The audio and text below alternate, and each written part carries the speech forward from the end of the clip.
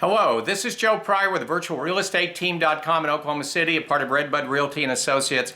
I'm going to do 3 videos back to back on short sales. Now, I know I do a lot on short sales, but there's some important things that I think you really need to know. Some I'm going to repeat from past videos, but the one that I'm doing about right now is just, I think, extremely crucial for you to understand if you are a financially distressed homeowner.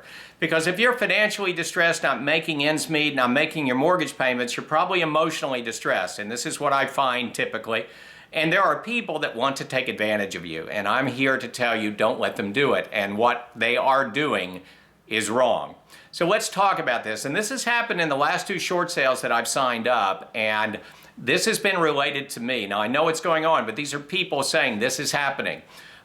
For instance, if you're in Oklahoma, this is a judicial state, and in a judicial state, there's a notice of less pendants. They have to run through the courts. A lot of states are like this. It's a public filing, and so people know about it. You're going to get a lot of phone calls, a lot of postcards, and a lot of promises. Be very, very careful. Let me give you a couple of examples. People are calling and saying, well, look, we're law firms, and if you'll send us upfront fees, we do this all the time, we guarantee success. There's 2 problems with that, and this is related to the MARS disclosure. You can look that up on Google, M-A-R-S. It's a Federal Trade Commission ruling. Number 1, no one can charge you upfront fees except a realtor. And this is one exception that they made because there's some areas of the country where short sales are $20,000 to $40,000, and they gave realtors the right to collect some money because short sales are very hard work. They're 3 times harder than any other sale I've ever done. Now, we don't charge upfront fees, but we can. So if somebody else, that's a CPA, a law firm, somebody representing it, their foreclosure specialist that are not realtors, and they say send upfront money, run. Either that or call the Federal Trade Commission, get a hold of it, and have a fine put on them, put them out of business. This is wrong. The second thing they do is wrong is guarantee success. No one can guarantee you success, including a realtor. I have a 95% success rate on my short sales. It's not 100%. If I guarantee, then what happened to those 5% that couldn't close? The lenders make these decisions, and every short sale is complex, some more than others. So that's the second problem. The federal government says you can't do that. Now, the other thing that some of these people have been doing is saying that they're a part of the federal government or they have a special relationship with Bank of America. I don't know anybody that's got one of those, and they don't. And sometimes they even have names that make it sound like that. But they have to disclose that they're not a part of the federal government. If they tell you that, say, are you really a part? What department are you in? Who can I call? Are you a part of Bank of America? You got a special relationship? Who do I call? They don't have anybody to call. That is another thing that can put them out of business, get them a big fine. Don't listen to them. So you're going to be getting these phone calls. Now, the second thing that happens that I want you to be very careful about is out and out fraud.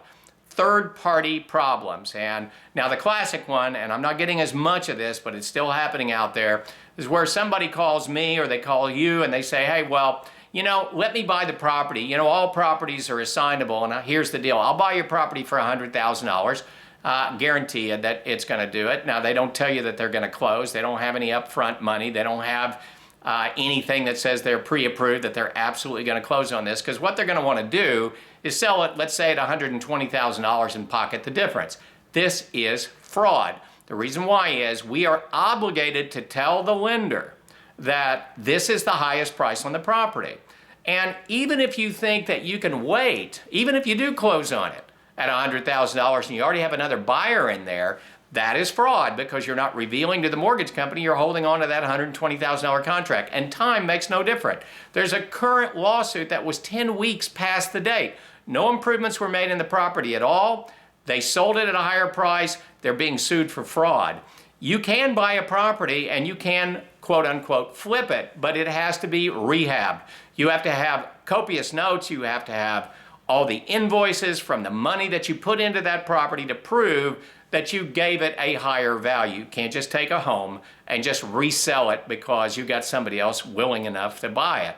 So these are things that you have to avoid in terms of third-party fraud. I refuse to do it.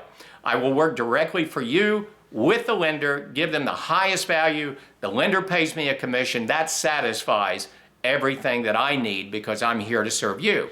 Now, there's another variation right now, and I hate this because When people come up with clever workarounds to fraud, then I say run like crazy from that too.